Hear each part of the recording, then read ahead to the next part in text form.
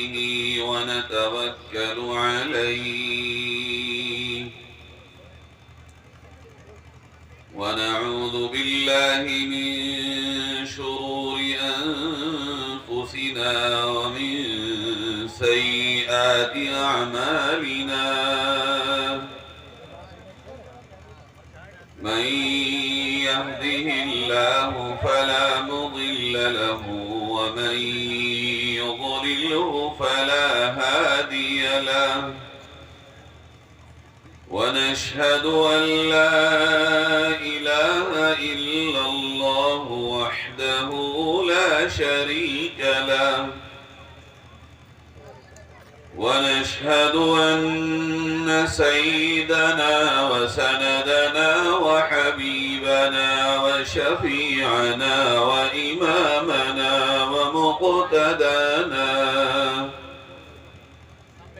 ومولانا محمدا عبده ورسوله وبارك وسلم تسليما كثيرا كثيرا أما بعد فأعوذ بالله من الشيطان الرجيم بسم الله الرحمن الرحيم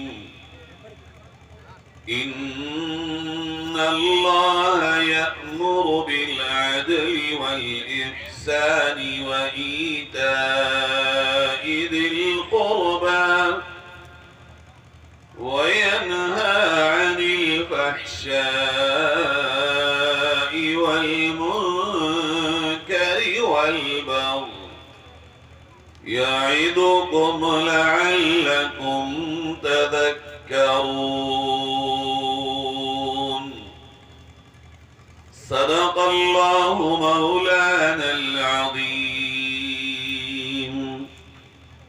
درود شریف پڑھ لیں اللهم صل على سيدنا وعلى آل سيدنا ومولانا محمد كما صليت على إبراهيم وعلى آل إبراهيم إنك حميد مجيد اللهم بارك على محمد وعلى آل محمد كما باركت على إبراهيم وعلى آل إبراهيم إنك حميد مجيد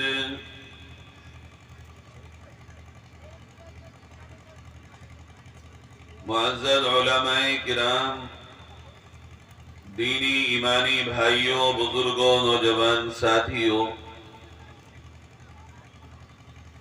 سب سے پہلے میں اللہ کا شکر ادا کرتا ہوں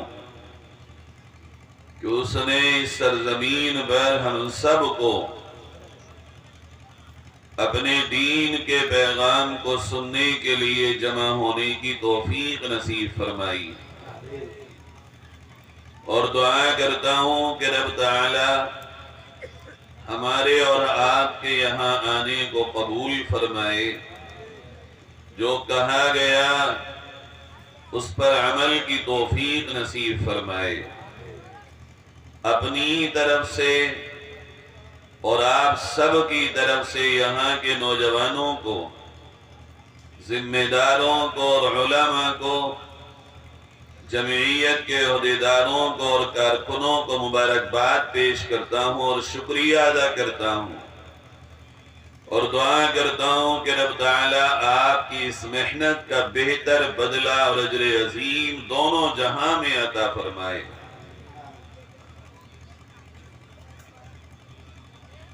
میرے بزرگوں، جمعے کے دن ہر مسلمان، تقریباً 99% مسلمان آج بھی جمعے کی نماز کے لیے مسجد میں جاتا ہے۔ بہت ہی شاذ و ناز کوئی بندہ کسی بستی میں ہے جو جمعے کی نماز کے لیے بھی اپنے گھر سے اللہ کے گھر میں نہ جا پاتا۔ وہ کسی اور نماز میں جائے یا نہ جائے، لیکن جمعے کا اہتمام بھی کرتا ہے، نہاتا بھی ہے، کپڑے بھی پہنتا ہے، اور یہ کوشش کرتا ہے کہ آج سب لوگ مجھے دیکھ بھی لیں کہ میں بھی مسجد میں آیا ہوں۔ اسی جمعے کے دن امام صاحب ایک خطبہ دیتے ہیں عربی میں، اور پورے عالم کی مسجدوں میں کوئی ایک مسجد بھی ایسی نہ ہوگی جہاں اس خطبے کے اخیر میں یہ آیت نہ پڑھی جاتی۔ جو آیت کریمہ میں نے آپ کے سامنے پڑھی ہے، ہر مسجد میں ہر امام اس آیت کو پڑھتا ہے بطور نصیحت اور اللہ کے پیغام کو اللہ کے بندوں تک پہنچانے کے لیے کہ اللہ اپنے بندوں سے کیا کہتا ہے۔ مگر افسوس کہ مسلمان یہ نہیں جانتے کہ امام صاحب نے جو آیت پڑھی ہے اس میں اللہ نے ہم سے کیا کہا ہے، کیا پیغام ہے اللہ کا، اللہ ہم سے کیا کہہ رہا ہے۔ چونکہ وہ عربی زبان میں ہے اور بہت بڑی تعداد مسلمانوں کی مسجدوں میں اتنی دیر سے جاتی ہے کہ جو تقریر ہوتی ہے امام صاحب کی کسی مسجد میں اردو زبان میں وہ بھی نہیں ملتی، اور خطبے کا اکثر حصہ بھی نہیں ملتا۔ آپ غور کریے کہ اگر ہر جمعے کو ایک ہی آیت اور ایک ہی بات کہلوائی جا رہی ہو، 1400 سال ہو گئے ہوں اس بات کو کہتے کہتے، وہ بات کتنی اہم ہوگی اور کتنی بڑی بات ہوگی، اور اس میں کتنا بڑا پیغام ہوگا، اور اس کے اندر کامیابی کے کتنے راز چھپے ہوں گے۔ سوچئے آپ لوگ، غور کریے کہ اللہ کا وہ پیغام ہم نے جو ہر جمعے کو سنا ہے، آج تک اس کی طرف توجہ کیوں نہیں کی ہے؟ میرے عزیزو، آج اس جلسے میں نے یہاں بیٹھ کر ابھی غور کیا کہ میں کیا بیعت کروں اور کیا بات کروں آپ سے۔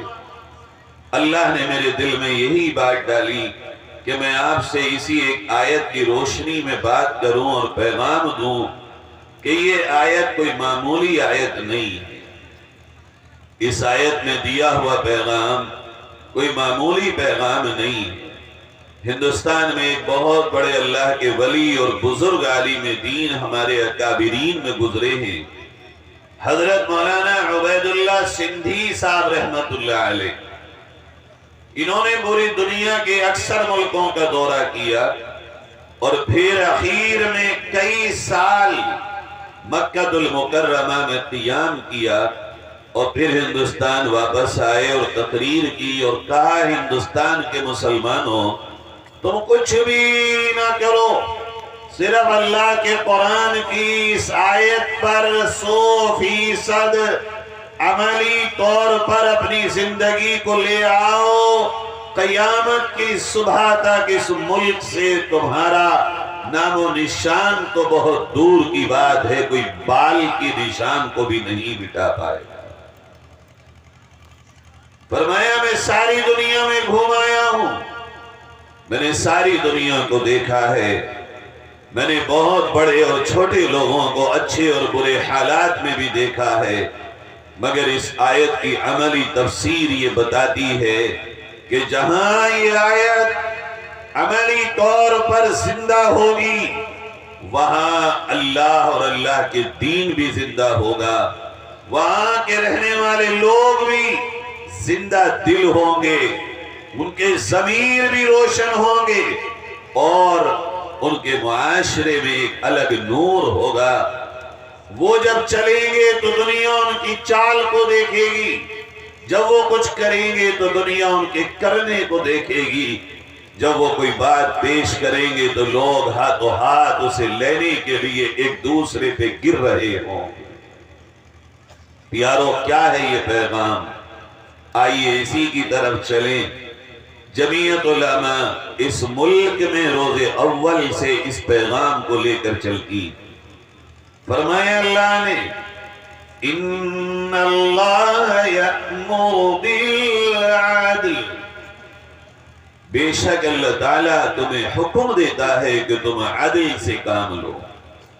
یعنی کہا اللہ تمہیں مشورہ دیتا ہے، اللہ تمہیں حکم دیتا ہے کہ عدل کرو، انصاف کرو، سچائی سے کام کرو، سچائی اپنی زندگی میں لاؤ اور انصاف اپنی زندگی میں لاؤ۔ یہ انصاف کیا ہے؟ یہ عدل کیا ہے؟ یہ سچائی کیا ہے جو اللہ نے ہم سے ایک لفظ میں کہا عدل کرو؟ یہ لفظ تو عین دال اور لام سے ملا ہے، عدل۔ یاد کر لو، یہ قرآن کا لفظ ہے عدل کرو، مگر یہ عدل پورا ایک سمندر ہے، ایک دنیا ہے۔ کیسے عدل کرو؟ سمجھو اور بہت توجہ سے سمجھو۔ ایک عدل اور انصاف ہے بندے کا اپنے اور اپنے اللہ کے درمیان، ایک انصاف اور عدل ہے بندے کا اپنے اور اپنے نبی کے تعلق کے درمیان، ایک بندے کا عدل اور انصاف ہے بندے کا بندے کے معاملات کے مابین۔ اللہ نے اس میں تینوں باتوں کا ہمیں حکم دیا۔ میرے وہ بندو جو مجھے جانتے ہو، پہچانتے ہو، ایمان لاتے ہو، تو میرے اور اپنے تعلق کے مابین انصاف کرو۔ اے اللہ ہم انصاف کریں؟ ہاں تم انصاف کرو۔ کیا ہے وہ انصاف؟ وہ انصاف یہ ہے کہ تم اس بات کے لیے پختہ ہو جاؤ اور اپنے یقین کو کامل بنا لو کہ ہمارا معبود صرف اللہ ہے، روزی دینے والا ہمیں صرف اللہ، خوشی اور غم کا مالک ہمارا صرف اللہ، اچھائی اور برائی دینے والا صرف اللہ، عزت و ذلت کا مالک صرف اللہ، اولاد دینے والا صرف اللہ، موت و زندگی کا مالک صرف اللہ۔ ساری دنیا مل کر اگر ہمیں دکھ دینا چاہے، اللہ نہ چاہے تو کوئی دکھ دے نہیں سکتا، اور ساری دنیا مل کر ہمیں بھلائی پہنچانا چاہے، اللہ نہ چاہے تو کوئی ہمارے لیے بھلائی کا راستہ پیدا نہیں کر سکتا۔ اگر ہمارے حالات خراب ہوں اور اللہ نے خراب کرنا ہی منظور کر لیے ہوں، عزیزو پھر اسباب پرے رہ جاتے ہیں، جب تک اللہ نہ چاہے حالات اچھے ہو نہیں سکتے۔ یہی تو ہم کہتے ہیں، اللہ سے اقرار بھی تو کرتے ہیں، آمنت باللہ وملائکتہ وکتبہ ورسلہ والیوم الآخر والقدر خیرہ وشرہ من اللہ تعالی والبعث بعد الموت۔ میں ایمان لایا اس بات پر، اچھی یا بری تقدیر صرف اللہ کی طرف سے ہوگی، کوئی مجھے اچھی اور بری دینے والا اللہ کے سوا کوئی نہیں۔ بندے کا اور اللہ کے تعلق کے درمیان انصاف اور عدل یہ ہے کہ بندہ سب کچھ کرنے والا اللہ کو جانے۔ ہم کہتے تو ہیں مگر مانتے نہیں ہیں، زبان سے تو یہی کہتے ہیں بھئی جو ہوگا اللہ کرے گا، مگر مانتے کب ہیں؟ ہم کہتے تو یہ ہیں میرا نقصان اس نے کر دیا، میرا کام اس نے خراب کر دیا، مجھے چوٹ اس نے پہنچا دی، مجھے تکلیف اس نے پہنچا دی، اور اسی بنیاد پہ جھگڑے ہمارے آپ کے یہاں، گھر ٹوٹ گئے ہمارے آپ کے یہاں، دیواریں کھڑی ہو گئی، بھائی بھائیوں کے رشتے دور ہو گئے، اسی بنیاد پہ کہ اس نے میرے ساتھ غلط کیا، اس نے یہ کیا، اس نے یہ کیا، اس نے یہ کیا۔ عزیزو، کوئی کچھ نہیں کر سکتا جب تک کہ اللہ ہمارے لیے اچھائی یا برائی کا کسی کو سبب بنانے کا فیصلہ نہ کرے۔ آپ دیکھو، جب ہمارے لیے کوئی اچھائی کا ذریعہ بن جاتا ہے تو ہم کہتے ہیں اللہ نے تجھے فرشتہ بنا کے بھیج دیا مدد کا، اور اگر کوئی ہمارے لیے تکلیف کا ذریعہ بن جائے تو کہتے ہیں تو نے ہمیں تکلیف دی۔ یہ تو ڈبل رول ہے نا ہمارا۔ اچھائی میں ہمارے لیے اللہ نے فرشتہ بنا دیا، اور جب تکلیف آئی تو کہتے ہیں تو نے دے دی۔ نہیں، جیسے اللہ بندے کو بندے کے کام بنانے کا ذریعہ بناتا ہے، جب اللہ سزا دینا چاہے، بیماری دینا چاہے، تکلیف دینا چاہے، نقصان دینا چاہے، انسان کو غم میں مبتلا کرنا چاہے، تو اللہ خود تھوڑی آئے گا زمین پر۔ اس کے لیے بھی تو اللہ کسی بندے کو ذریعہ بناتا ہے، کیونکہ اللہ نے قرآن میں صاف اعلان کیا وَإِن يَمْسَسْكَ اللَّهُ بِضُرٍّ فَلَا كَاشِفَ لَهُ إِلَّا هُوَ وَإِن يُرِدْكَ بِخَيْرٍ فَلَا رَادَّ لِفَضْلِهِ يُصِيبُ بِهِ مَن يَشَاءُ۔ ہرگز تمہیں کوئی تکلیف اللہ کے سوا نہیں دے سکتا، اور وہ خیر اور بھلائی دینا چاہے ہرگز تمہیں کوئی نہیں روک سکتا۔ اللہ نے کہا تم دنیا والوں کی منتیں کرتے ہو، اس لیے دنیا والوں سے تعلق رکھتے ہو کہ تمہاری عزت بڑھ جائے گی، اس لیے کسی کے پیچھے جھوٹی سچی سب ہانکتے ہو کہ اس کے ساتھ چلنے سے تمہارا نام روشن ہو جائے گا یا تمہیں کچھ ہاتھ لگ جائے گا۔ نہیں، قُلِ اللَّهُمَّ مَالِكَ الْمُلْكِ تُؤْتِي الْمُلْكَ مَن تَشَاءُ وَتَنزِعُ الْمُلْكَ مِمَّن تَشَاءُ۔ اللہ کہہ رہا ہے میرے حبیب محمد صلی اللہ علیہ وسلم سے کہا جا رہا ہے، اے میرے نبی آپ بتا دیجئے اور کہہ دیجئے بادشاہ صرف اللہ ہے، جسے چاہے زمین پہ بادشاہت دے اور جسے چاہے بنے بنائے بادشاہ کو اٹھا کے ایک طرف پھینک دے، کوئی اس کی طاقت میں دخل دینے والا نہیں۔ دیکھو، غور کرو، آج کے دور میں سب موبائل دیکھتے ہو، کیا ہوا ملک شام میں اور سیریا میں؟ آج سے 20 دن پہلے جو وہاں کا ظالم و جابر و قاتل و سفاک بادشاہ تھا اور صدر تھا، آج دیکھو وہ پردیسی ہو گیا اور دوسروں کے دروں پہ جا کر کے فقیر بن کے بھیک مانگ رہا ہے کہ مجھ کو پناہ دے دو۔ کوئی کہہ سکتا تھا 20 دن پہلے جو ایک ملک کا سربراہ ہو، بادشاہ ہو، جو ایک ملک کا حکمراں ہو اور سلطان ہو اور وہاں کا پریزیڈنٹ ہو، جس کے ایک اشارے پر لوگوں کی لاشوں کے ڈھیر لگ جاتے تھے، آج وہ اپنے ملک سے فرار ہو گیا۔ کون ہے یہ کرنے والا؟ یہ صرف اللہ ہے، اللہ ہے، اللہ ہے۔ چاہے تو پل بھر میں کسی زمین سے اٹھا کے فقیر کو بادشاہ بنا دے، اور چاہے تو بیٹھے ہوئے تخت پہ بادشاہ کو زمین پہ پھینک دے۔ اسی سے دل لگاؤ، اسی سے امیدیں باندھو، اسی سے تعلق قائم کرو، اسی کی طرف نگاہیں لگاؤ، اسی کی طرف چل کے آؤ، اس سے اپنے تعلق کو کمزور نہ ہونے دو۔ ہاتھ پھیلاؤ تو صحیح، تمہاری امیدوں کی حیثیت کیا، تمہاری دعاؤں میں کتنا وزن ہے، ارے اس کے خزانے اتنے بڑے، تم مانگتے مانگتے تھک جاؤ مگر اس کے خزانے سے چڑیا کی چونچ کے برابر بھی کوئی کمی نہیں آئی۔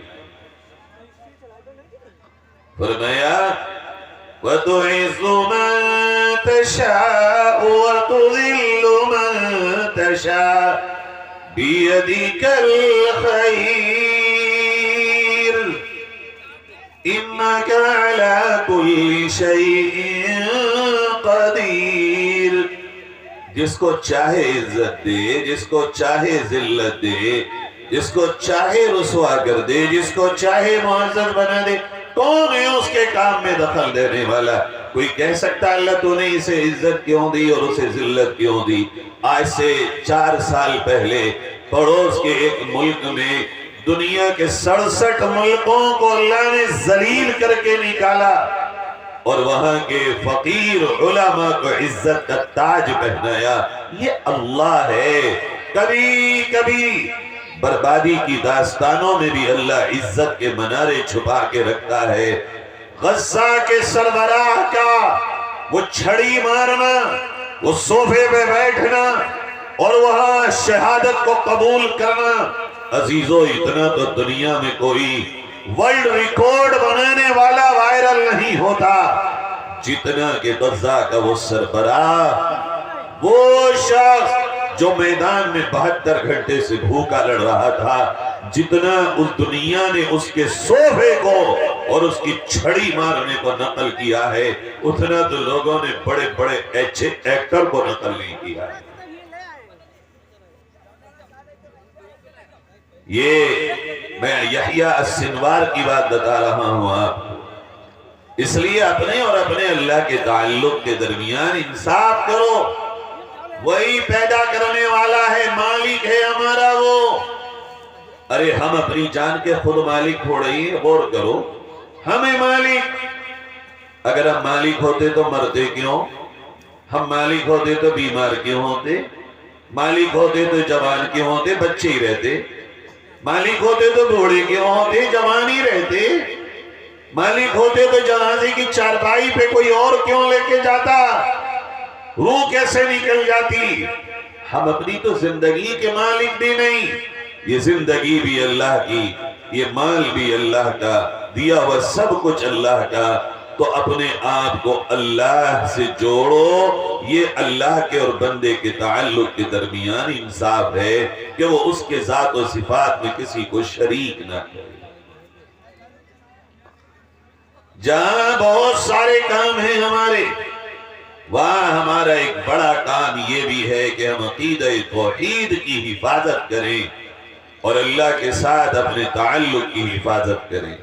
ایک تعلق ہے، ایک انصاف ہے اپنے اور اپنے نبی کے درمیان، وہ یہ ہے کہ اپنے نبی سے سچی محبت کرو۔ کیسی محبت؟ اپنی ماں سے زیادہ، اپنے باپ سے زیادہ، اپنی بیوی سے زیادہ، اپنی بچیوں اور بچوں سے زیادہ، اپنے بھائیوں اور بہنوں سے زیادہ، اپنے کاروبار اور دکانوں سے اور گوداموں سے اور شوروموں سے زیادہ، اپنی کھیتیوں سے آمدنیوں سے زیادہ، یہاں تک کہ دنیا کی ہر چیز سے زیادہ محبت تم اپنے نبی سے کرو۔ یہ تمہارے اور تمہارے نبی کے تعلق کا انصاف ہے۔ اگر نہیں کرو گے، جتنی کم محبت تمہیں اپنے نبی سے ہوگی، اتنا ہی تمہارا اور تمہارے نبی کے تعلق کا انصاف اور عدل بھی کمزور ہوگا۔ اس کی علامت کیا ہے؟ جتنا کچھ ہم کھیت کے لیے محنت کر رہے ہوں، دکان کے لیے بھاگ دوڑ کر رہے ہوں، کاروبار کے لیے جد و جہد کر رہے ہوں، اپنوں کے لیے ماں باپ، بیوی بچے، بھائی بہن، گھر بار اور خاندان کے لیے دوڑ رہے ہوں، کیا ہم اس سے کچھ کم یا اتنا ہی اپنے نبی کے دین کے لیے بھی سوچتے ہیں اور چلتے ہیں؟ اور جتنا دکھ ہمیں اپنے کام یا مال کے نقصان پہ ہوتا ہے، کیا اتنا یا اس کے برابر اپنے نبی کے دین کے نقصان پہ بھی ہوتا ہے؟ اگر صورتحال یہ ہے تو تعلق سچا، اور اگر کم ہے تو تعلق میں کمزوری۔ میرے بھائیوں، طے کریے انشاءاللہ ہم اپنے اور اپنے اللہ کے تعلق میں بھی انصاف اور عدل کا کام کریں گے۔ کرتے ہیں بھائی انشاءاللہ؟ ارادہ کرتے ہیں؟ ہاتھ اٹھائیے۔ اپنے اور اپنے نبی کے تعلق میں بھی انصاف کریں گے انشاءاللہ۔ ہر چیز سے زیادہ محبت کس سے کرو گے بھائی؟ بولو، اپنے نبی سے۔ ہر چیز، ہر رشتے، ہر ناطے، ہر تعلق سے زیادہ محبت کس سے؟ اپنے نبی حضرت محمد صلی اللہ علیہ وسلم سے۔ آئیے تیسری بات، عدل کرو اپنے اور اپنے بھائیوں کے اور اللہ کی مخلوق کے درمیان کیسے؟ آئیے میں قرآن کی آیت سناتا ہوں، آپ حیران ہو جائیں گے۔ اور یہ دنیا سنیں، یہ رات اور دن ریڈیکل اسلام کہنے والے، اسلام کو بدنام کرنے والے در حقیقت اللہ کے پیغام کو سنتے ہی کہاں ہیں؟ ان کی تو آنکھوں پہ اور کانوں پہ پردے پڑ چکے ہیں۔ اگر وہ اللہ کے پیغام کو سنیں کہ اللہ اپنے ہی ماننے والوں کو کیا حکم دیتا ہے، خدا کی قسم کوئی عقل مند آدمی اللہ کے دین کا اور قرآن کا دشمن بن ہی نہیں سکتا۔ لیکن ہمیں ان سے کوئی شکایت نہیں ہے۔ میں آپ سے سچی بات کہوں، آپ توجہ سے سنیں، اگر مجھے تو ذاتی طور پر ان کے اس کام کے کرنے سے کوئی شکایت نہیں ہے، شکایت تو مجھے آپ سے ہے۔ وہ اپنا کام پوری ایمانداری سے کر رہے ہیں، جو ان کے بڑوں نے انہیں دیا وہ اس پر ایک رتی کے برابر غافل نہیں ہیں، مگر ہم مسلمان اپنے اللہ کے دیے ہوئے دین کو کتنی ایمانداری کے ساتھ آگے لے کے چل رہے ہیں۔ کمی تو ہم نے کی ہے، غفلت تو ہماری ہے۔ اگر ہم بن جاتے وہی جو اللہ نے چاہا اور جو نبی نے ہمیں بنانے چاہا، تو لاکھ کوئی کہے سورج نکلنے کے بعد کہ دن نہیں ہے رات ہے، اس کے آنکھیں بند کر لینے سے دن کو کوئی انکار نہیں کر سکتا کہ دن نہیں ہے۔ رات آنے کے بعد روشنیاں کتنی ہی کیوں نہ ہو، قمقمے کتنے ہی کیوں نہ جلا لو، جھومر کتنے ہی کیوں نہ چمکا لو، لائٹیں کتنی ہی روشن کیوں نہ کر لو، شاندار سے شاندار نظام اجالے کا کتنا ہی کیوں نہ ہو، مگر رات بہرحال رات ہے، رات بہرحال اندھیری ہے۔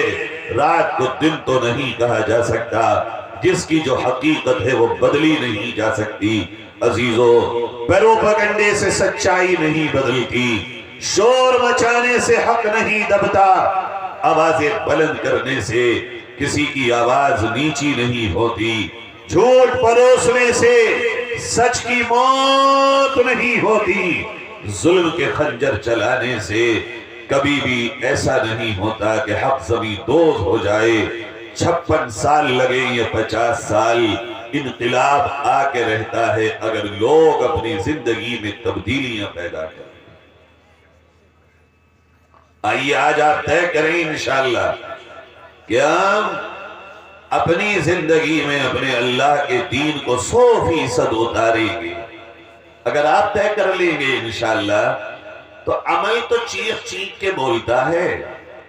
بھئی ایک آدمی آپ سے آگے کہے کہ مولانا انصار صاحب تو بڑے ایسے آدمی ہیں، کہنا، اور ایک میرا اور آپ کا کبھی ملاقات کا اور لین دین کا معاملہ ہوا ہو، یا میں اور آپ کبھی معاملات کے آگے معاملات کر چکے ہوں، مل چکے ہوں، ملنے کے بعد آدمی کہیں بھی بات مانتا نہیں، وہ کہتا تو جھوٹ بول رہا ہے، میں تو ان سے مل چکا ہوں، بیٹھ چکا ہوں، ان کے پاس لین دین کر چکا ہوں، ساتھ میں سفر میں رہ چکا ہوں، تو کیسے کہہ سکتا ہے کہ وہ ایسے ہیں؟ میں نے اپنی آنکھوں سے ان کو یہ کرتے ہوئے نہیں دیکھا۔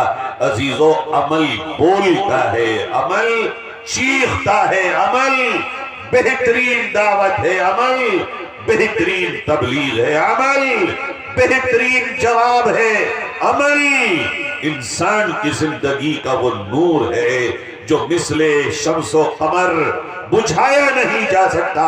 عمل ہی حقیقت میں انسان کی زندگی ہے، عمل ہی حقیقت میں دشمن کا جواب ہے، عمل ہی حقیقت میں نفرت کو مٹانے کا واحد راستہ۔ کہا اللہ نے قرآن میں یا ایھا الذین آمنوا کونوا قوامین بالقسط شہداء للہ، اے ایمان والو جو اللہ کو مانتے ہو، جو نبی کو مانتے ہو، تمہارا اللہ تم سے کہہ رہا ہے، کون کیا کر رہا ہے اس کو نہ دیکھو، پہلے یہ دیکھو اللہ جو تم سے کہہ رہا ہے ایمان والو، مردوں عورتوں بوڑھوں جوانوں گاؤں کے لوگوں شہر کے لوگوں، اللہ تم سے کہتا ہے انصاف کو عدل کو سچائی کو مضبوطی کے ساتھ لے کر کے کھڑے ہو جاؤ، جم جاؤ۔ عام طور پر یوں نہیں قومن ادھر ادھر ایسی ہو گیا چلو کبھی نہیں، سچائی کے پیکر بن جاؤ، عدل کا نمونہ بن جاؤ، انصاف کی مورت بن جاؤ۔ تم ہی ہو جو اس کام کو کر سکتے ہو، اللہ تم سے اس لیے کہہ رہا ہے۔ اے اللہ کیسے، اس کا کوئی پریکٹیکل بھی ہے، عملی نمونہ بھی ہے، کیسے کریں عدل، کیسے کریں سچائی کا معاملہ، کیسے کریں انصاف۔ اللہ قرآن میں پوری ایک تصویر اور ایک پکچر بتاتا ہے، پریکٹیکلی اللہ نمونہ بتاتا ہے ہم کو۔ عزیزو اللہ کہتا ہے اللہ کی رضا کے لیے انصاف کرو، سچ بولو، عدل کا معاملہ کرو، اور یہ بات ہر ایک سے ہے۔ کیسے؟ فرمایا نمبر 1 وَلَوْ عَلَىٰ أَنفُسِكُمْ، اگر یہ عدل، یہ سچائی اور یہ انصاف تمہارے خلاف بھی جائے تو تم بولنا سچ ہی، کرنا انصاف ہی۔ اب بتاؤ یہ معمولی بات ہے، کیا کہا جا رہا ہے؟ اس کا مطلب یہ ہے غلطی تم سے ہوئی ہو قبول کر لو، اس غلطی کو قبول کرنے میں گرچہ نقصان ہو مان لو، اگر تمہاری طرف سے کوئی زیادتی ہوئی ہو اس کو جسٹیفائی کرنے کے لیے مزید جھوٹ مت بولو، غلطی کو چھپانے کے لیے فرضی گواہ نہ لے کر کے آؤ، غلط کو صحیح کرنے کی محنت نہ کرو۔ بلکہ اللہ نے جب یہ بات نبی کے ذریعے صحابہ کو سکھائی، ان کا عالم یہ تھا سچائی کا۔ آج میں اور آپ گناہ چھپاتے ہیں، نبی کے پاس ایک صحابی آتے ہیں، تمہارے خود کے خلاف بھی اگر ہو سچ بولو، حق بولو، انصاف کرو، عدل کرو۔ کس طرح؟ اس طرح نبی کے پاس ایک صحابی آئے، آقا مجھ سے زنا ہو گیا۔ کوئی بتائے گا یہ بات آج کے دور میں؟ کہے گا کوئی آ کر قاضی وقت کے پاس مجھ سے یہ ہو گیا؟ کیا ہے اسلام میں میری سزا؟ عزیزو یہی تھا اسلام، عملی اسلام۔ حضور کے سامنے آئے، حضور نے منہ پھیر لیا، کہا نہیں یہ دیکھو کون ہے، کیا کر رہا ہے، کیا کہہ رہا ہے۔ دائیں آئے بائیں آئے، آپ نے صحابہ سے پوچھا کون ہے بھئی، کیوں ایسا کہہ رہا ہے، اس کا دماغ تو نہیں چل گیا، یہ پاگل تو نہیں ہو گیا؟ صحابہ نے کہا نہیں آقا یہ تو بالکل ٹھیک ہے، ایک دم یہ تو عقل سے سالم ہے۔ آپ نے کہا ٹھیک ہے پھر تم اقرار کرتے ہو تم سے زنا ہوا؟ آقا زنا ہو گیا، مجھے پاک کر دیجئے، سزا دے دیجئے، اللہ کے یہاں کی سزا سے ڈر لگتا ہے مجھے۔ میں خود ذاتی طور پر اس پہاڑ پہ گیا جہاں ان صحابی کو سزا دی گئی، حضور نے کہا ٹھیک ہے جاؤ اس کو پتھر مار مار کے ہلاک کر دو، یہ شادی شدہ ہے اور اس کی سزا رجم ہے۔ تو لکھا ہے علماء نے کہ حضرت یہ صحابی رسول جب وہاں پہنچے اور ان کو سنسار کیا جانے لگا تو یہ اتر اتر کے بھاگتے تھے، لیکن پھر واپس آ جاتے تھے۔ جب حضور کے پاس خبر آئی آقا اس کی روح نکل گئی اور سزا پوری ہو گئی، تو آپ کی آنکھوں میں آنسو آئے اور آپ نے فرمایا میرے اس صحابی نے اتنی سچی توبہ کی ہے کہ اگر اس کی توبہ کو قیامت تک میری امت پہ تقسیم کر دیا جائے اللہ ساری امت کی مغفرت فرما دے. یہ ہے سچائی. آج لوگ اپنی غلطیوں کو چھپانے کے لیے جھوٹ، آج لوگ اپنی بدتمیزیوں کو چھپانے کے لیے دوسروں پر تہمت لگاتے ہیں، الزام لگاتے ہیں. اگر کبھی کسی کو لگے کہ مجھے کوئی نقصان ہو سکتا ہے پہلے سے پہلے دوسرے کو ساتھ دیتے ہیں. اللہ کے رہنا میرے بندے تو ایسا نہ کرنا. اگر تجھے اپنے اللہ پر یقین ہے، اگر تو اپنے نبی محمد سے محبت کرتا ہے تو اس طرح چل، سچ ہی بول، انصاف ہی کر، عدل ہی کر، گرچہ تجھے خود کتنا ہی نقصان کیوں نہ ہو اپنے اس نقصان کی پرواہ نہ کر. تجھے دنیا میں جو نقصان ہوگا تیرا ہے نا اللہ تجھے جنت میں اس کا بہتر بدلہ دینے والا. اب بتاؤ اگر میری اور آپ کی عملی زندگی اس ملک کے دیگر اسلام کے نہ ماننے والوں کے سامنے پہنچے گی کیا کوئی ہوگا ہم سے نفرت کرنے والا؟ اگر ان کو یقین ہو کہ اس ملک کا مسلمان اپنے آپ کے لیے غلط کبھی نہیں، اپنی غلطی کو چھپانے کے لیے جھوٹ نہیں بولتا، غلط کام نہیں کرتا، بلکہ وہ قرآن پر اتنا مضبوط عمل کرتا ہے، کون ہے جو تم سے نفرت کرے گا؟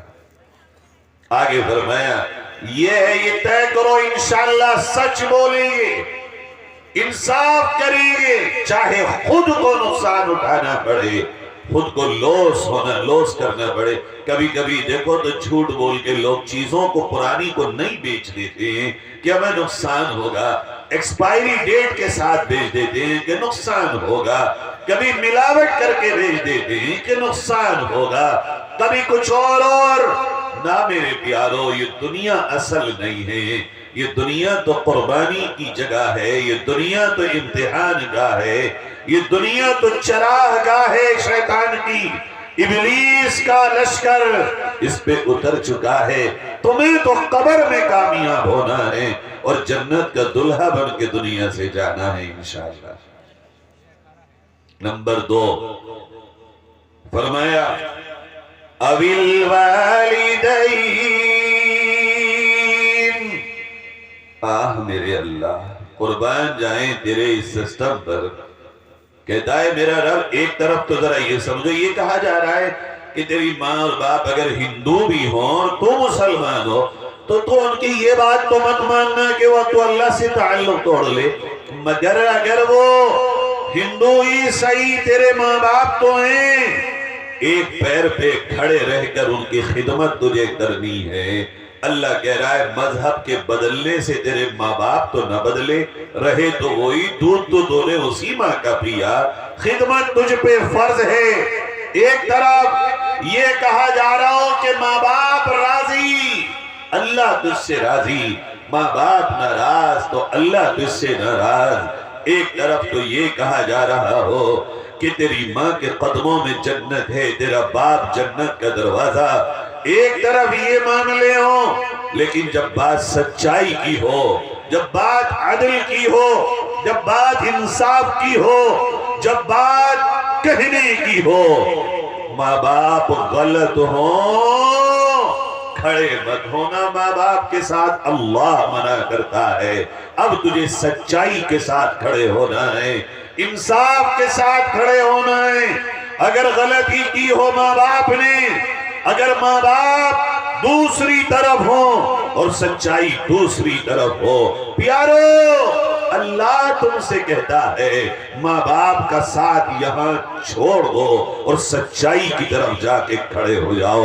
یہ ہے سچائی اور انصاف کا بلند مقام. ہے دنیا میں کسی کے پاس دکھا سکتا ہے کوئی یہ ایسا پیغام؟ یہ ہے اسلام، یہ ہے اللہ کا قرآن.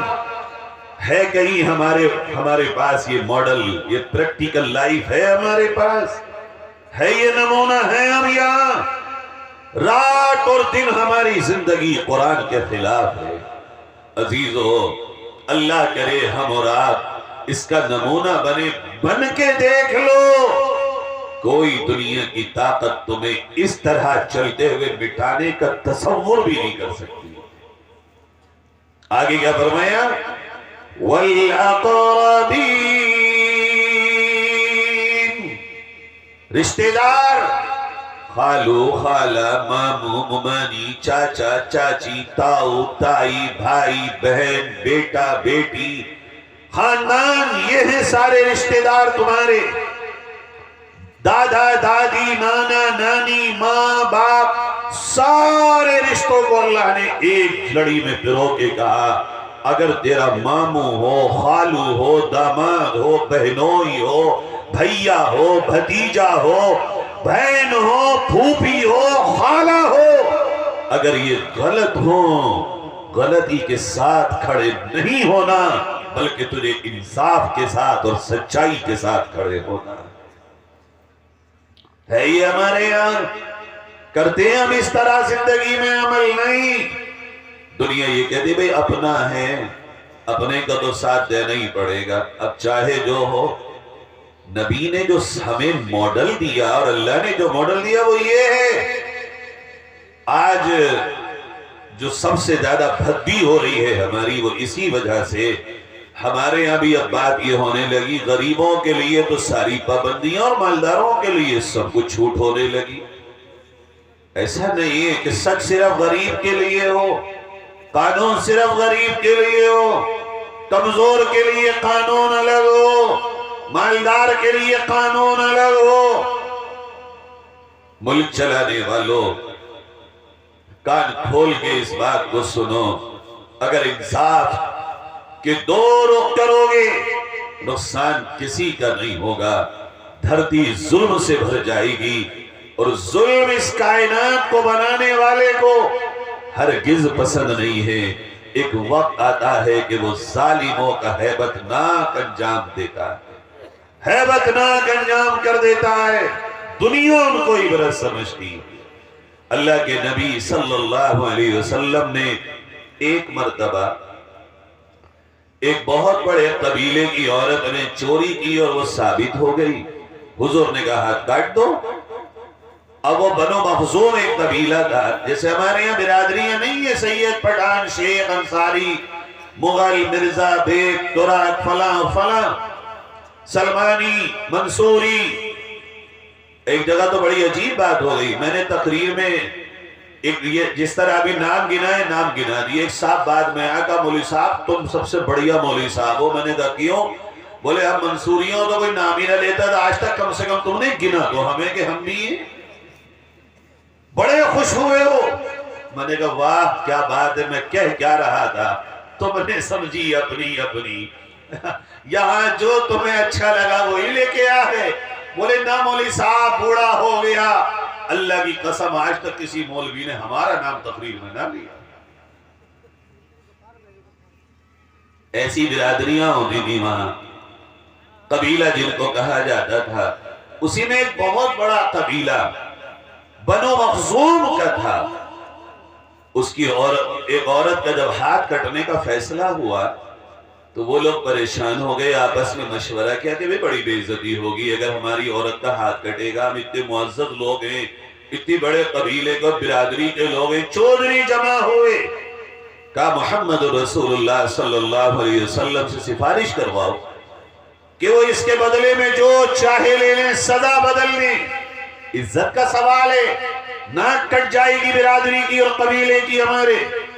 نبی کریم صلی اللہ علیہ وسلم کے پاس انہوں نے نبی کے منہ بولے پوتے حضرت اسامہ ابن زید رضی اللہ عنہ کو پکڑا اور بھیجا۔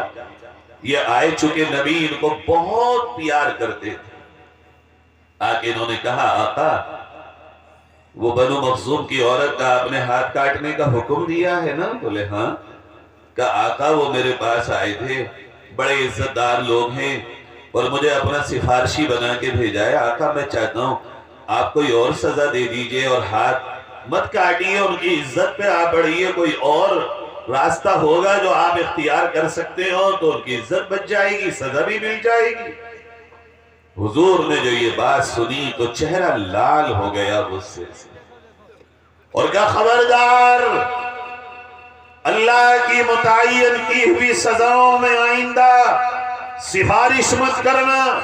اور پھر حضور مسجد میں آئے اور منبر پہ کھڑے ہوئے اور پھر فرمایا میرے آقا نے، او لوگو تم سے پہلی قومیں ہلاک اور برباد اور تباہ اسی لیے ہوئی کہ انہوں نے اپنے یہاں مالداروں اور عزت داروں کے لیے قانون میں ہر راستہ نکالا اور غریبوں پہ ہر ہتھوڑا چلایا۔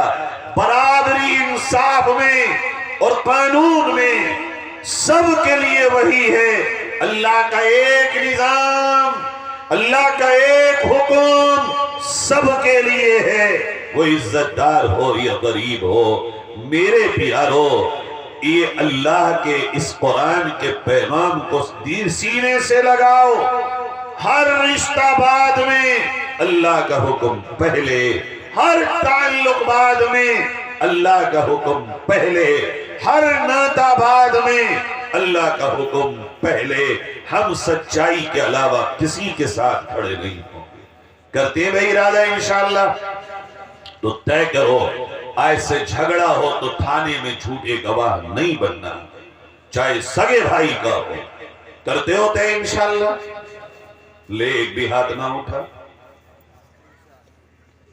طے کرو آج کے بعد اگر کوئی بینک میں تمہیں لے جا کے گارنٹر بنانا چاہے اور وٹنس بنانا چاہے، جھوٹا گارنٹر اور وٹنس نہیں بنو گے تم انشاءاللہ۔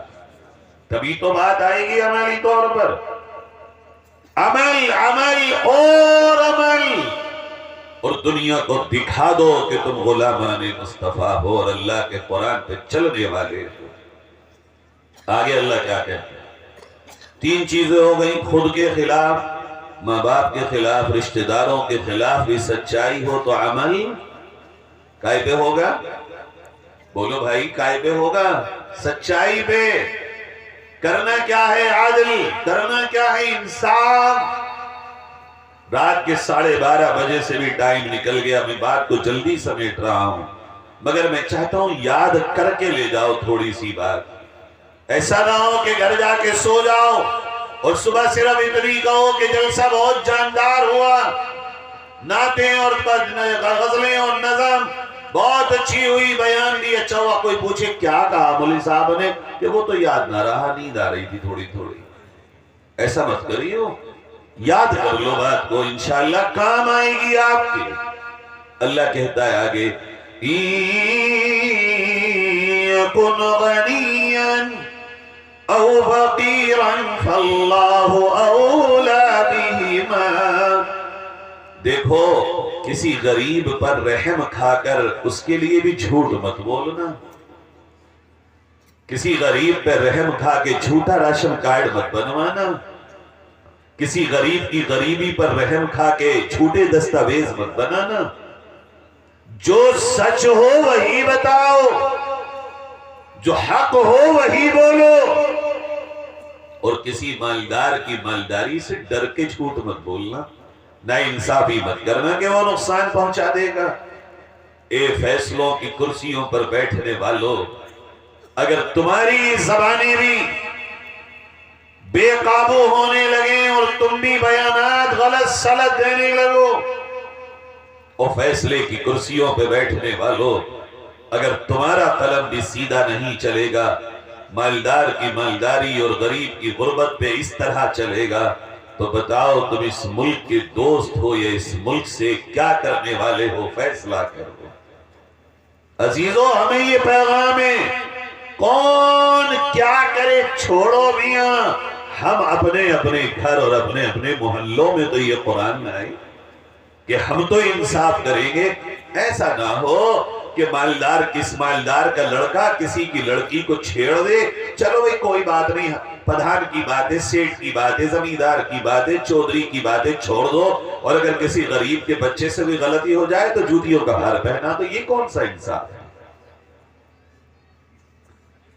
پدھان کا بچہ گاؤں میں جو چاہے کرے، غریب کا بچہ کچھ نہیں کر سکتا نا۔ اللہ کی نظر میں پدھان کا بچہ اور غریب کا بچہ برابر ہے، انصاف کے ترازو میں کوئی فرق نہیں۔ غریب غریب ہے اللہ کا پیدا کیا ہوا، مالدار مالدار ہے اللہ کا بنایا ہوا۔ اللہ کہتا ہے غریب پہ رحم کھانے کو میں کافی ہوں، مالدار سے نمٹنے کو میں کافی ہوں۔ کوئی طاقتور ہو اور مالدار ہو، میرے بندے ڈرنا مت، مجھ سے زیادہ طاقتور تھوڑا ہی ہے جو میں تیرا اللہ ہوں۔ فَاللَّهُ أَوْلَى بِهِمَا، اللہ سے آگے نہ بڑھو، اللہ ہی ہے ان کو دیکھنے والا، تم تو سچ اور حق اور انصاف کی رسی کو مضبوطی سے پکڑ لو۔ آگے کہا فَلَا تَتَّبِعُوا الْهَوَىٰ أَن تَعْدِلُوا وَإِن تَلْوُوا أَوْ تُعْرِضُوا۔ عجیب، اللہ کہہ رہا جب تمہارے پاس کوئی پنچایت آ جائے، کوئی فیصلہ آ جائے، یا تم سے کوئی گواہی لی جائے یا کوئی بات پوچھی جائے، تو دل کو مت دیکھنا کہ دل کیا کہہ رہا ہے، دل کس طرف ہے، بلکہ کیا کرنا، تم وہی کہنا جو سچ سچ ہو، دل کی مت سننا، دل کہے کیا ہوگا کیسے ہوگا، نہ صرف وہی کہنا جو سچ ہو۔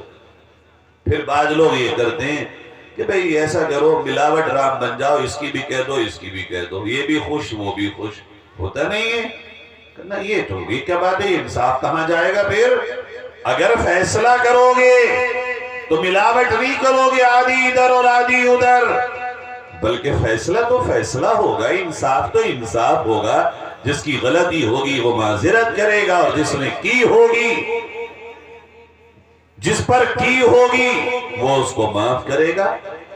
بیچ میں یہ نہیں ہو سکتا کہ ادھر کی ادھر ملا دو، ہاں صلح کراؤ، مگر صلح کا یہ مفہوم کبھی نہیں ہے کہ تم کسی کے ظلم کو ظلم نہ کرو اور کسی مظلوم کی مظلومیت کو مار ڈالو، نہ، نبی نے کہا انصر اخاک ظالما او مظلوما، مدد کرو اپنے بھائی کی، ظالم ہے تو ظلم سے روک کر، مظلوم ہے تو ساتھ کھڑے ہو۔ فرمایا ایک طریقہ یہ ہوتا ہے کہ بھئی میں کیوں کسی کی پھٹی میں پیر ڈالوں، میں تو پڑھتا ہی نہیں اس کے نہ اس کے، یہ جانے وہ جانے، اللہ کہتا ہے یہ بھی نہیں چلے گا۔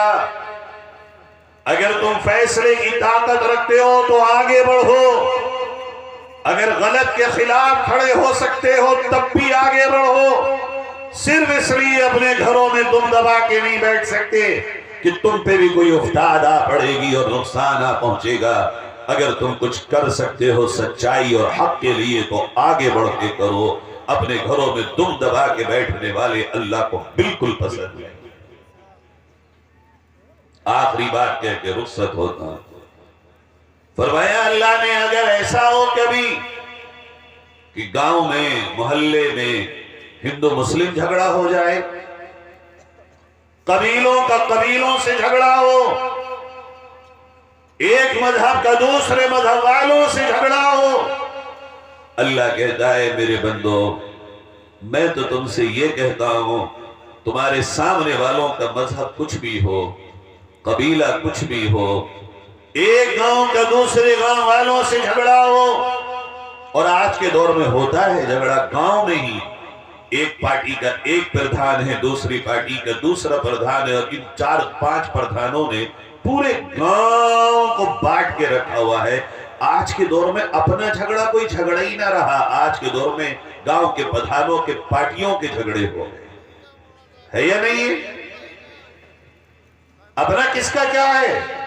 ایک آدمی چاہ رہا کہ میں مل لوں، پردھان کہہ رہا ملے گا تو پھر سمجھ لیے میرا کھایا تو نے، میں گیا تھا فلا فلا وقت پہ تیرے ساتھ، میں ہاتھ جوڑ کے پردھانی لڑنے والوں تم سے کہتا ہوں لڑا کرو، الیکشن لڑو، مگر جب الیکشن ختم ہو جائے تو اپنے گاؤں کو ایک جسم بنا دو، سب کے یہاں آؤ، سب کے یہاں جاؤ، سب سے ملو، سب کے غم اور خوشی میں شریک رہو، ہندو اور مسلمان مت کرو۔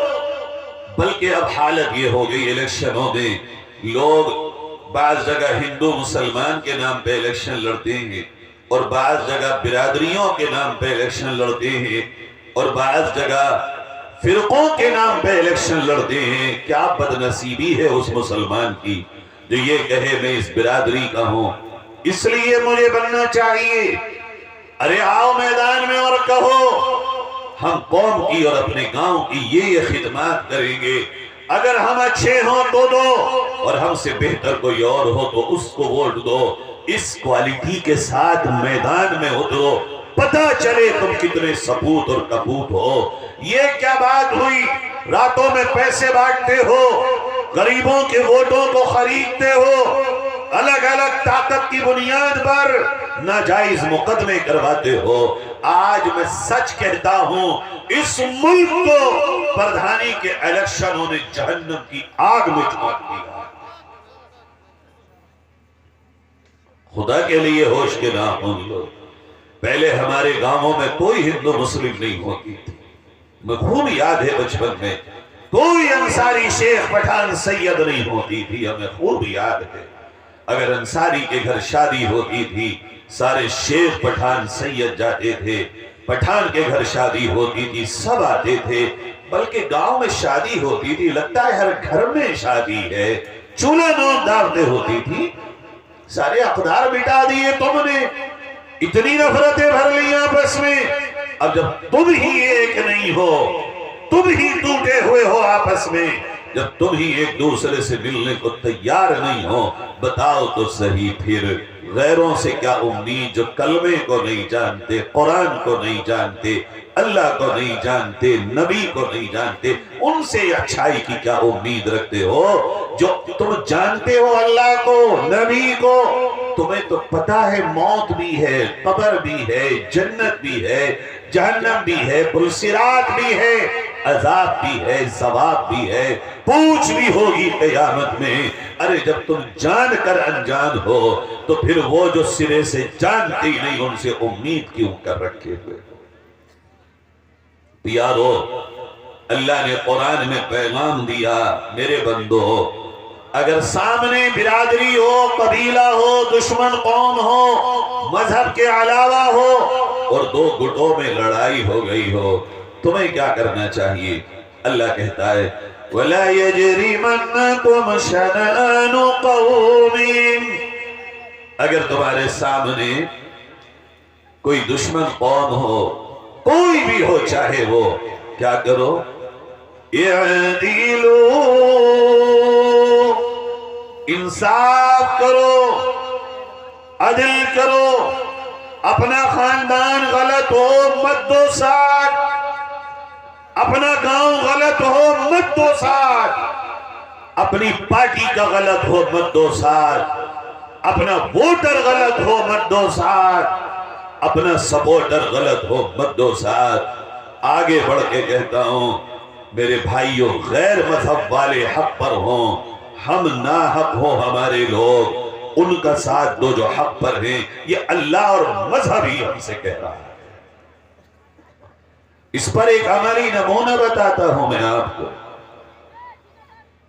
اس بنیاد پر میں اپنے اس ملک کے ہم مذہب بھائیوں سے کہتا ہوں دیکھو یہ ہے ہمارا، یہ لاؤ تمہیں کون سا انصاف کا نمونہ دیا گیا، تمہیں کون سا جسٹس کرنے کا فارمولہ دیا گیا ہے؟ دنیا میں کسی مائی کے لال کے پاس اس طرح کا پریکٹیکل ماڈل، عملی نمونہ ہے؟ کوئی دکھائے گا؟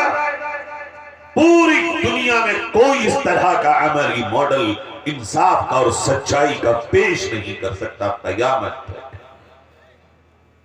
مظفر نگر کے ایک قصبہ ہے کاندھلا، جہاں سے تبلیغی جماعت کے بانی کا وطنی تعلق ہے، حضرت جی مولانا الیاس صاحب رحمت اللہ علیہ۔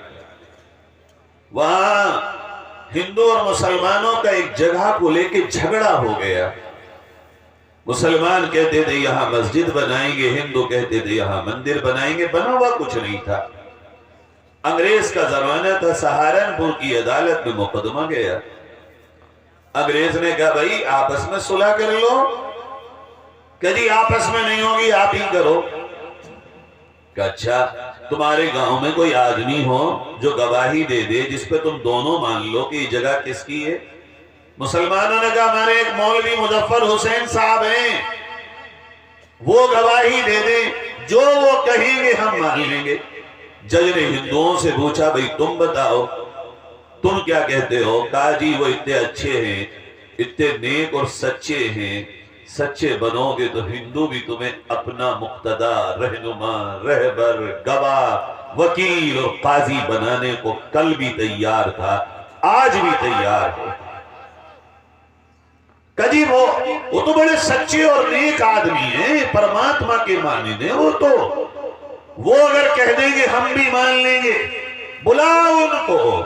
आज पूरे मुल्क में कोई एक भी है मौलवी मुजफ्फर हुसैन जैसा जिस पर हिंदू मुसलमान इकट्ठे होके कह दे जो ये कह दे हम मान लेंगे? क्या खोखले हो गए हम, कहां पहुंच गए हम? कोई ना रहा एक भी। कांगला के हिंदू और मुसलमान इकट्ठे हो गए। हाँ अजीजो, तुम्हें हर घर में आज मौलवी मुजफ्फर की जरूरत है। आज तुम्हें हर घर में इस मॉडल की जरूरत है जिस पर हिंदू मुसलमान दोनों कह सकें कि फैसला जो ये कर दें वो है मानने। मौलवी मुजफ्फर हुसैन साहब को लिखा गया कि आप सहारनपुर की अदालत में तशरीफ लाइए। हजरत ने कहा भाई मेरे बुजुर्ग तो अंग्रेजों से जंग कर रहे हैं, मैं क्यों आऊं? और ये जश्न तो अंग्रेजों का है, मैं नहीं आऊंगा इसके सामने। कहा गया हजरत तशरीफ ले आइए, कत्ल हो जाएंगे, मर जाएंगे लोग, फसाद हो जाएगा। कि अगर ऐसी बात है तो एक शर्त पे आऊंगा और वो ये कि अंग्रेज के और मेरे बीच पर्दा डाल दिया जाए, जज के और मेरे बीच। ठीक है आइए आप। हजरत आए। जज ने पूछा मौलवी साहब ये मुसलमान कहते हैं जगह हमारी है, ये हिंदू कहते हैं जगह हमारी है, और इन दोनों ने आपको जज बनाया है, आप जो कहेंगे फैसला वो होगा। आप कहेंगे इन मुसलमानों की तो हम मुसलमानों के लिए फैसला कर दे, आप कहेंगे हिंदुओं की तो हम हिंदुओं के लिए फैसला कर दे। मौलाना ने कहा भाई बात ऐसी है जज साहब, मैंने अपने बचपन से और अपने बड़ों से भी सुना ये, मैंने तो ये जगह हिंदुओं के पास ही देखी है, मुसलमान तो इस पे जबरदस्ती का कब्जा कर रहे हैं। लिहाजा मैं गवाही देता हूं, जो सच्चाई है वो ये कि जगह तो हिंदुओं की है, मुसलमानों से इसका क्या ताल्लुक है? मुसलमान अगर मस्जिद बनाना चाहते हैं अपनी जगह में बनाए, कब्जा करके क्यों बना रहे हैं? अच्छा मुसलमान ये समझते थे मौलवी जी दो रोटी दो बोटी हमारी खा रहे हैं, हमारे खिलाफ कैसे कह देंगे? और फिर वो भी मस्जिद के खिलाफ। हम तो मस्जिद बनाने जा रहे हैं, मौलाना कैसे मुखालफत कर देंगे?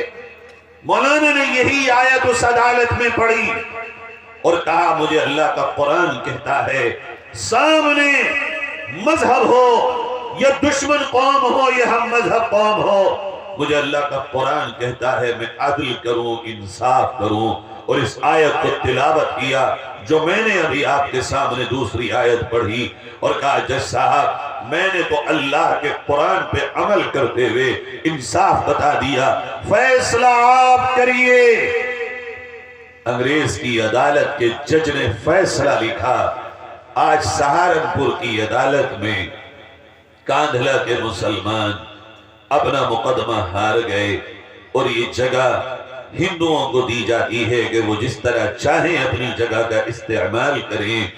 और अगला जुमला लिखा उसने, आज गरचे कांधला के मुसलमान अदालत में मुकदमा हार गए, लेकिन यकीनन मौलवी मुजफ्फर हुसैन का बताया हुआ ये रास्ता ऐलान करता है ये जज कि इस अदालत में इस्लाम मुकदमा जीत गया है, इस्लाम मुकदमा जीत गया है। अजीजों यह है इंसाफ की ताकत। ये लोग गए वापस और जाकर के इन्होंने मौलाना मुजफ्फर हुसैन से कहा हमें नहीं पता हमारी बस्ती के मुसलमान कौन से कुरान और इस्लाम को मानते हैं, हम सब अपना हाथ आगे बढ़ाते हैं। मौलवी साहब जिस कुरान का हवाला देकर आपने अदालत में गवाही दी है वाकई वो कुरान सच्चा, भेजने वाला सच्चा, लाने वाला सच्चा। हम अपने हाथ पेश करते हैं, कलमा पढ़ाइए, अब बनेगी तो मस्जिद मगर वो झूठे नहीं, हम सच्चे मुसलमान बन के मस्जिद बनाएंगे। یہ ہے انصاف کی طاقت۔ کرو میرے عزیزو آج نیت انشاءاللہ اپنے ہر رشتے میں، ہر ناطے میں، ہر تعلق میں انصاف کریں گے، میاں بیوی، بھائی بہن، سب کے ماں بہن انصاف کریں گے، مسلمان، ہندو، برادری، غیر برادری، سب کے درمیان انصاف کریں گے۔ انصاف کا نمونہ اپنے اس گاؤں کو اور ضلع کو مولانا اخلاق صاحب اور یہاں کے دیگر علماء ان کی نگرانی میں ایک ماڈل انصاف کا ڈسٹرکٹ لکھیم پور کو بنائیے انشاءاللہ۔ ارادہ کرتے ہیں بھائی؟ سب کرتے ہیں؟ ہاتھ اٹھائیو۔ ماشاءاللہ سبھی جوانے، اللہ تعالی ہم سب کو عمل کی توفیق نصیب فرمائے۔ یا ہمارے جن ساتھیوں نے محنت کی میں ان کو پھر سے مبارکباد دیتا ہوں اور آپ کی عمروں میں برکت کی دعا کرتا ہوں۔ رب تعالی آپ سب کو اپنے دین کی خدمت کے لیے، حق کی بلندی کے لیے، قیام عدل و انصاف کے لیے قبول فرمائے۔ وآخر دعوانا ان الحمدللہ رب العالمین۔ حضور والا آپ سے گزارش ہے، بغل میں قبرستان ہے، دعا فرمائیے۔ دعا کسی بزرگ علی ندیم سے کرا لیجیے کہ بزرگوار بیٹھے ہیں، سفید بالو کرنا۔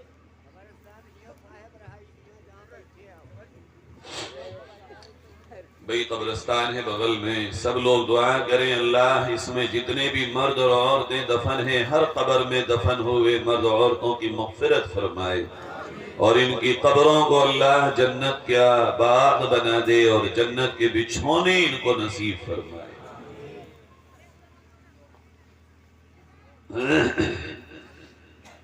اللهم لك الحمد كله ولك الشكر كله ولك الثناء كله ولك الكبرياء كله اللهم لك الحمد على ما قضيت ولك الشكر على ما أعطيت اللهم صل على سيدنا محمد وعلى آل سيدنا محمد وبارك وسلم كما تحب وترضى عدد ما تحب وترضى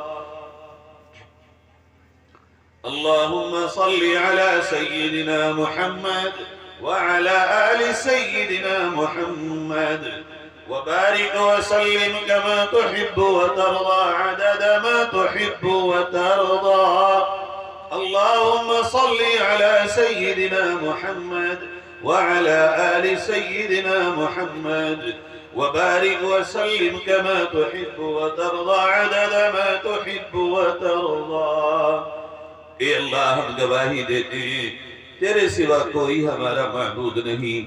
اے اللہ ہم اقرار کرتے ہیں تیرے پاک نبی حضرت محمد مصطفیٰ صلی اللہ علیہ وسلم تیرے سچے رسول برحق پیغمبر ہیں۔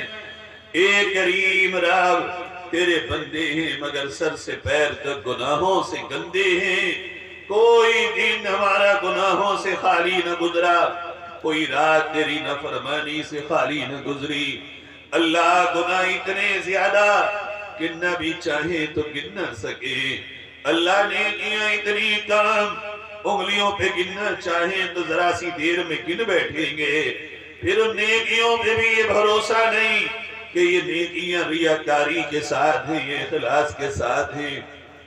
اے اللہ رات کے 1 بجے رات کے اس اندھیرے وقت میں اللہ جب ساری دنیا کے دیالوؤں کے دروازے بند ہو گئے، سخیوں کے در بند ہو گئے، اللہ لوگوں کی داد رسی کرنے والوں کے دروازے بند ہو گئے، ایک تو ہی اللہ ہے جو اس وقت بھی ہمیں دیکھ رہا ہے، سن رہا ہے۔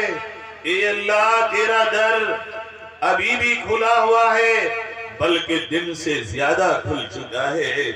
اللہ اس رات کے وقت میں بھیک مانگنے کے لیے ہم نے ہاتھ اٹھائے ہیں، اس سے بھیک مانگتے ہیں ربا ہمارے گناہوں کو معاف فرما دے، خطاؤں کو معاف فرما دے، لغزشوں کو معاف فرما دے۔ اللہ ہم سب کی مغفرت فرما، ہمارے ماں باپ کی مغفرت فرما، بیوی بچوں کی مغفرت فرما، بھائی بہنوں کی مغفرت فرما۔ اللہ خاندان والوں کی مغفرت فرما، زندوں کی مغفرت فرما، جو چلے گئے ان کی مغفرت فرما۔ اے پیارے اللہ، اے کریم رب، نبی کی پوری امت کی مغفرت فرما۔ اے اللہ، اللہ اگر تو معاف کر دے گا تو اس سے کوئی سوال کرنے والا نہیں، اگر تو معاف نہیں کرے گا تو اس سے کوئی سوال کرنے والا نہیں۔ کریم رب اگر معاف کر دے گا ہم کامیاب ہو جائیں گے، اگر تو نے معاف نہ کیا ہم ہلاک ہو جائیں گے اور جہنم کا ایندھن بن جائیں گے۔ اللہ ہم سے تو دنیا کے آگ کے چھالے کی جلن برداشت نہیں ہوتی، اللہ ہم سے تو زخموں کا درد نہیں سہا جاتا۔ اے پیارے رب ہم سے تو سردی اور گرمی نہیں سہی جاتی، اللہ تیری جہنم کی آگ تو دنیا کی آگ سے 70 گنا زیادہ بھیانک آگ ہے، اس کا تو ایندھن ہی انسان اور پتھر ہے۔ اللہ وہ تو نار حطامہ ہے، دلوں کو جلا دینے والی آگ ہے، وہ نار سقر ہے، خون دینے والی آگ ہے۔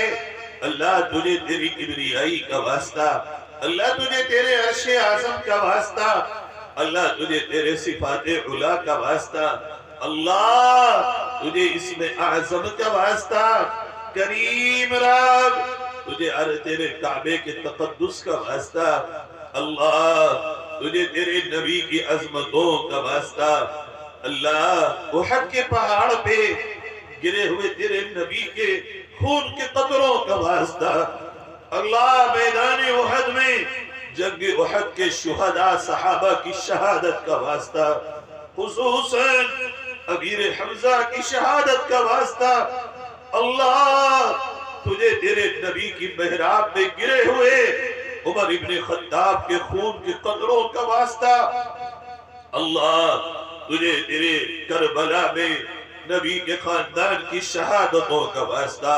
ہمارے والدین، بیوی بچے، بھائی بہن اور گھر والوں کے جسموں پر جہنم کی آگ حرام فرما دے، اللہ جہنم کی آگ حرام فرما دے، اللہ جنت ہمارا ٹھکانہ بنا دے، کریم رب جنت ہمارا ٹھکانہ بنا دے، اللہ جنت میں لے جانے والے کام کرنے والا بنا دے، اللہ جہنم میں لے جانے والے کاموں سے بچنے والا بنا دے۔ اے کریم رب جب تک زندہ ہے اسلام اور ایمان، قرآن اور سنت کے مطابق زندگی گزارنے کی توفیق عطا فرما۔ اللہ جب بھی موت آئے کلمے والی موت نصیب فرمانا، حسن خاتمہ مقدر فرمانا، اللہ ایکسیڈنٹ کی موت سے بچا لینا، اللہ اسپتالوں میں تڑپنے والی موت سے حفاظت فرمانا، اللہ ایسی موت جس میں انسان کا چہرہ کچل جاتا ہے اس سے حفاظت فرمانا، اللہ لاوارث میت بننے سے ہماری اور ہمارے گھر والوں کی حفاظت فرمانا، اللہ عزت والی موت نصیب فرمانا، شہادت والی موت نصیب فرمانا، اللہ رسوائی اور ذلت کی موت سے حفاظت فرمانا، اللہ ہمارے جنازوں میں نیک لوگوں کو شامل فرمانا، اللہ جب قبر میں جائیں تو مولا کریم قبر کی سختی سے ہماری حفاظت فرما لینا، اللہ وہاں کے کیڑے مکوڑوں سے ہم سب کو بچانا، اللہ قبر کو جنت کی کیاری بنا دینا، اللہ وہ بڑا سخت مرحلہ ہے، کوئی اپنا نہ ہوگا، کوئی اپنائیت نہ ہوگی، اندھیرا گھر ہوگا، تیری مدد کے سوا کوئی مدد نہ ہوگی۔ اے کریم رب، اے کریم اللہ، ہم میں سے کسی کو نہیں پتا یہ رات کس کی آخری، ہفتہ کس کا آخری، مہینہ سال کس کا آخری، مگر کوئی رات ہم میں سے ہر ایک کی آخری رات بنے گی رب، کوئی مہینہ ہفتہ سال ضرور آخری بن جائے گا، کب ہوگا وہ تجھے تیرے سوا کسی کو نہیں پتا، اللہ اس آخری وقت سے پہلے توبۃ نصوحہ کی توفیق عطا فرما دینا، اللہ قبر سے اٹھیں تو عرش کا سایہ نصیب فرما دینا، پل صراط پہ آسانی سے گزروا دینا، نامہ اعمال دانے ہاتھ میں دلوا دینا۔ اللہ نبی کے مبارک ہاتھوں سے جام کوثر پلوا دینا۔ اللہ کریم رب، تیرے نبی کو دیکھا نہیں ہے، بن دیکھے کلمہ پڑھتے ہیں اور بہت محبت کرتے ہیں۔ قیامت میں نبی کا ساتھ اور ان کا دیدار اور ان کی شفاعت نصیب فرما دینا۔ اللہ جنت میں اول داخلہ نصیب فرمانا۔ اللہ جہنم کی آگ اور اس کی آنچ سے ہماری حفاظت فرمانا۔ اللہ جنت میں تو اپنا دیدار نصیب فرمانا۔ اللہ جتنے بھی بھائی بہنیاں جمع ہیں، ہمارے غموں کو خوشیوں میں بدل دے، ہمارے پریشانیوں کو آسانی میں تبدیل فرما دے رب۔ ہمیں وہاں سے رزق حلال دے جہاں سے گمان بھی نہ ہو۔ اللہ حرام سے ہماری حفاظت فرما، شرک سے ہماری نسلوں کی حفاظت فرما۔ اللہ قیامت تک ہمارے والدین کی نسلوں میں جتنے لڑکیاں اور لڑکے پیدا ہوں اور جو ہو چکے ہوں، اللہ سب کو ایمان پر زندگی اور ایمان پر موت عطا فرمانا۔ ارتداد سے، الحاد سے، کفر سے، شرک سے، بدعات سے، کبائر گناہوں سے سب کی حفاظت فرمانا۔ اے پیارے اللہ، اتنی رات میں تیرے بندے اس مجمع میں بیٹھے ہیں، آنا قبول فرما لے، بیٹھنا قبول فرما لے، کہنا سننا قبول فرما لے۔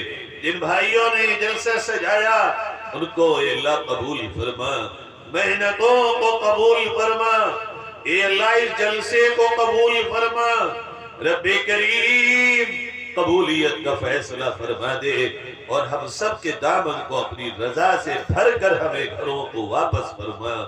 اے پیارے اللہ، ہمیں جنون سے، جزام سے، برس سے اور سیء الاسقام سے اپنی پناہ نصیب فرما۔